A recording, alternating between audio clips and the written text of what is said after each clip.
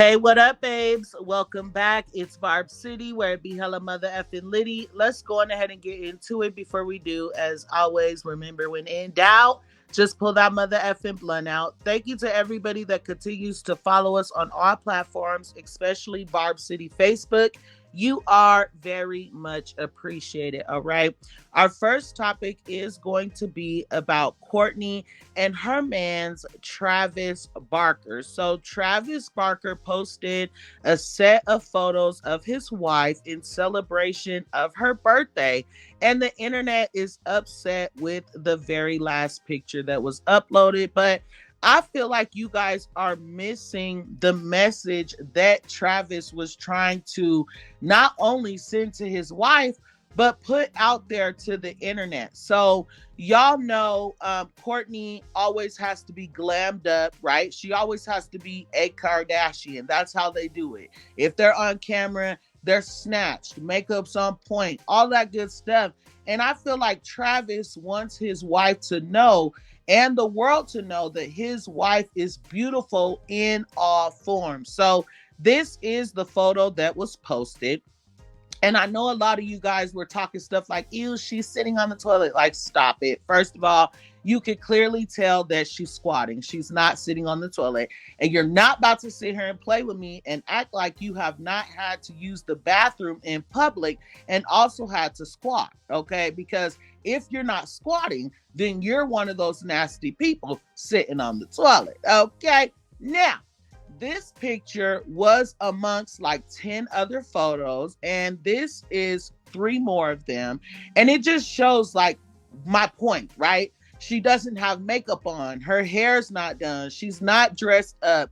In the top right photo, she's clearly only got a jacket on. I had to cross out her bottom half. So she's clearly comfortable and relaxed. In the bottom right corner, she's using a flashlight to be able to see her crossword puzzle. She fell asleep, like it's giving grandma, you know what I'm saying? And he still posted the videos, and she did show appreciation, or excuse me, not videos, but pictures.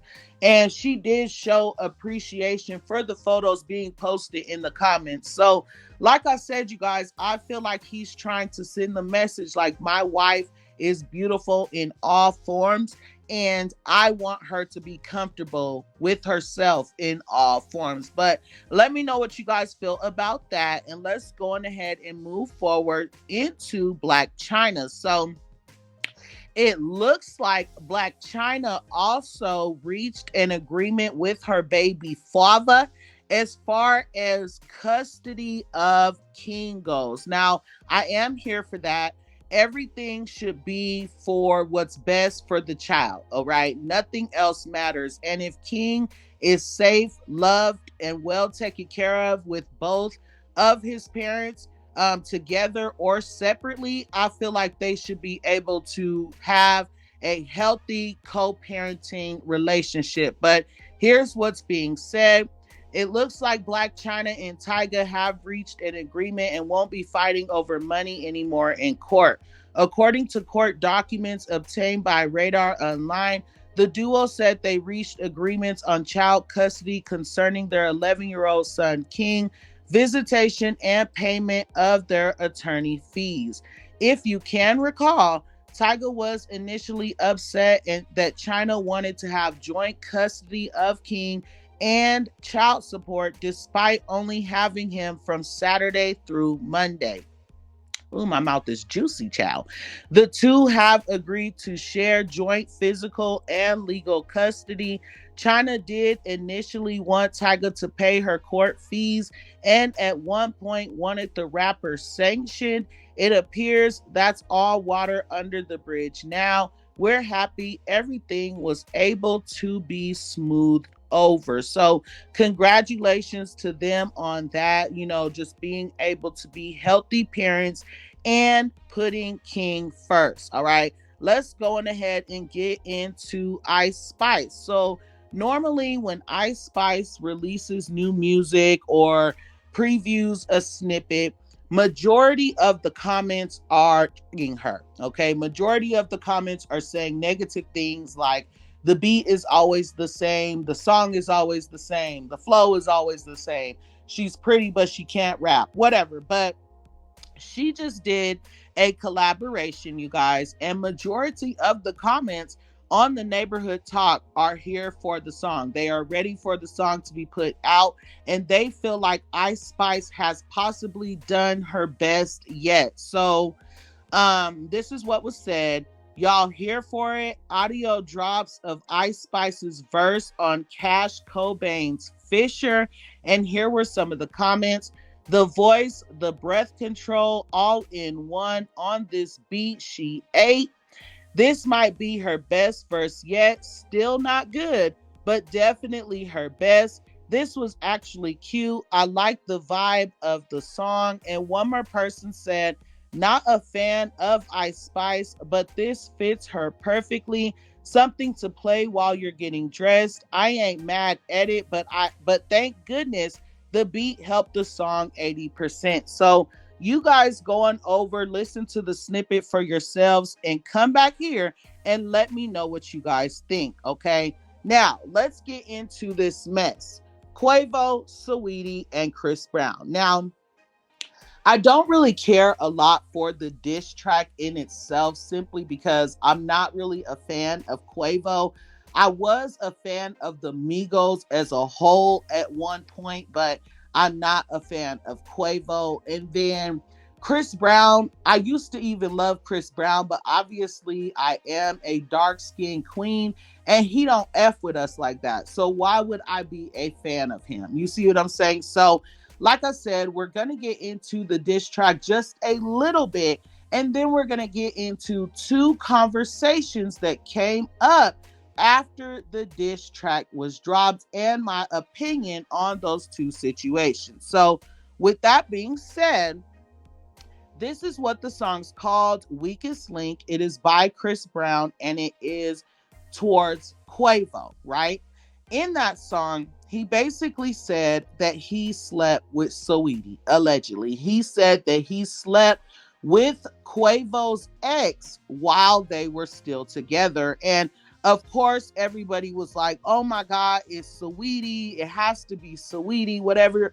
Everybody already knew it was Saweetie. I don't know if you guys remember the basketball game where they were sitting side by side and people were already speculating that they possibly did something in the past because it was the energy between the two. But I do believe, in my opinion, he was talking about Saweetie because he also talked about the fight that Quavo and Saweetie had in the elevator. So it's just like, who else would he be talking about? So with that being said, Saweetie did respond to all of the mess and she did not deny anything. She said, whoo, chow.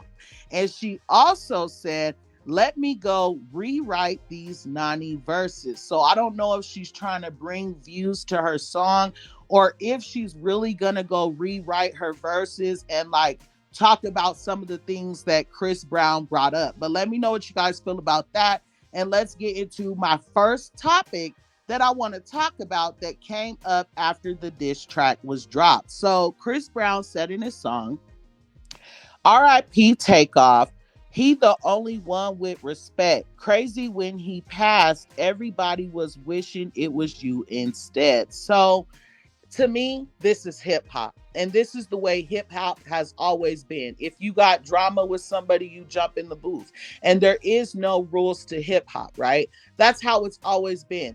But for some reason, things were not that way when Nicki dropped Bigfoot towards Megan Thee Stallion. So with the Chris Brown song, all I see in the comments is, oh, he ate Quavo up, he ate him up, just hyping it up. But where's all the negative people that were tearing Nicki down for talking about Megan's mom? But yet, Chris Brown can talk about Takeoff. You see what I'm saying? And y'all are hyping that up. Not just that, but Nicki was not talking about Megan's mom. All she said was Megan and on her mama, and she did. So I'm wondering why you guys are so mad at the fact that Nicki Minaj said that, and you guys are not mad at the actual person who lied on their mama.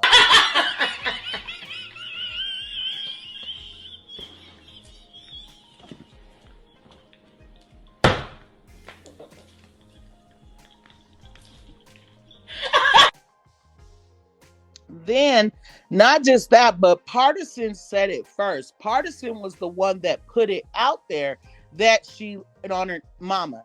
And all y'all did was go run that song up and stream it and buy it so that y'all could hear the bar. Nobody said anything negative when he was the one who said it. So I'm just trying to figure out, like, what is the double standards when it comes to Nicki Minaj?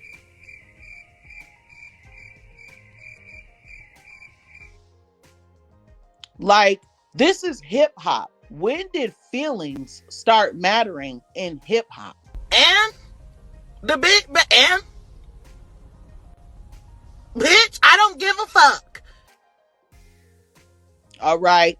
The second topic that came up involved Megan Thee Stallion. So people are basically feeling like, oh, so you guys are gonna hype up the in Saweetie, but Megan Thee Stallion gets X for being a right.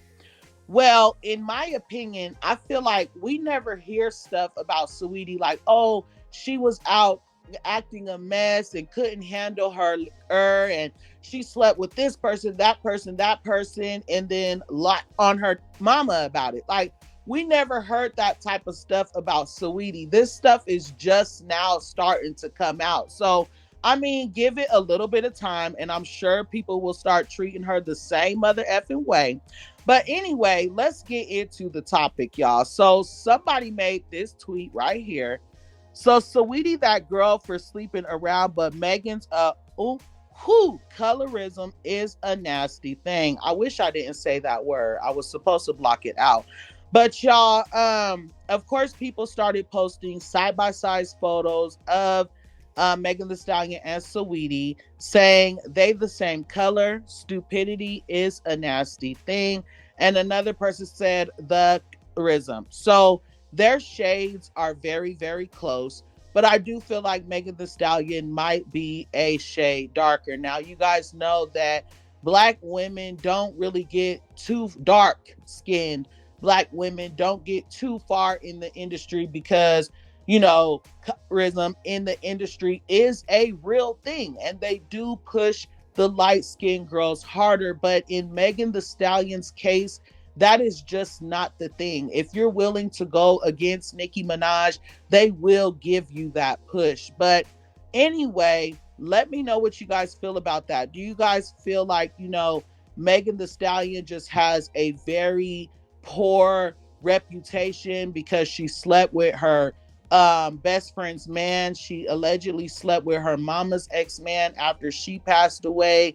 You know, just Tory Lanez, the baby, all of them, while, you know, in a relationship with Party. And just, what do you guys feel about that? Okay, let's go on ahead and move forward and add some razzle dazzle onto this video. So first things first, it looks like JT might be signed to Heavy on it, and Nicki Minaj might be on her OK remix. So Nicki Minaj was on Station Head, and she asked if JT would make a great partner for Heavy on it, right?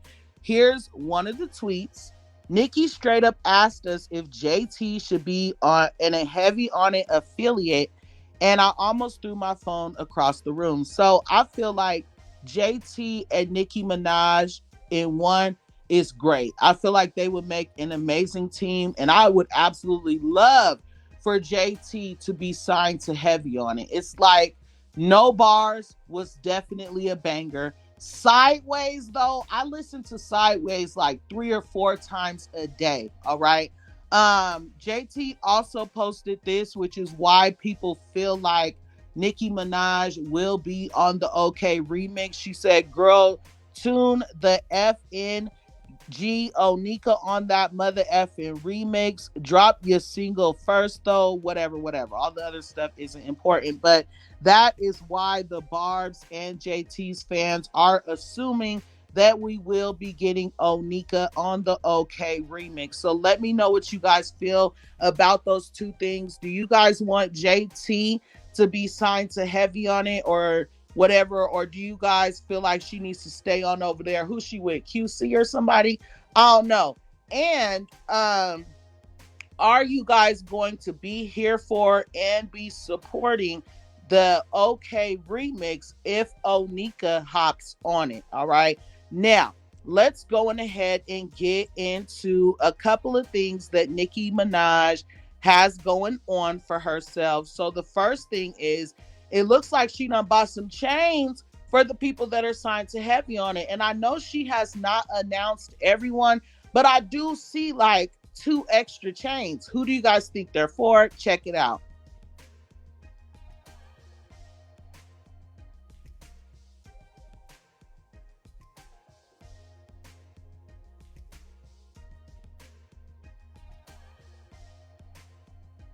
Okay, so do you guys think the extra chains are going to be like for future artists, or do you guys feel like it's somebody that she already has signed? Nicki said that she has other people signed and that she did not tell all of us. So, who do you guys think those other people are? I'm going to be honest. I hope that it's JT, Akbar V, and who's the other person? Oh yeah, Bia. Those are the three people that I want signed to Heavy on it. But let me know what y'all think. And let me read just a couple of more things concerning the Queen before we get up out of here. Canada's largest daily newspaper, Toronto Star, praises Nicki Minaj's Pink Friday 2 tour. They said on stage, Minaj looks comfortable with her icon status.